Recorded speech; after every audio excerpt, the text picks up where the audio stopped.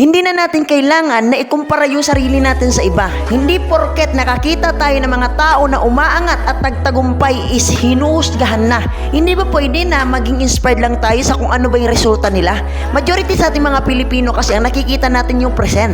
Ang nakikita natin yung tagumpay. Ang nakita natin yung nating ng isang tao. Pero hindi natin nakita yung past niya bago siya nagtagumpay.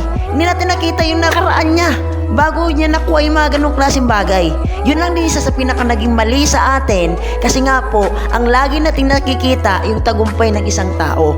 Pero yung sakripisyo at hirap na pinagdaanan niya, hindi natin nakikita. Kasi nga po, mismo tayo mismo sa sarili natin, hindi rin natin alam. Kaya, before natin sabihin na nasyambahan siya, swerte niya, dahil kinaya niya, hindi ko kaya, lagi mo tatandaan, pantay-pantay lang tayo kapatid.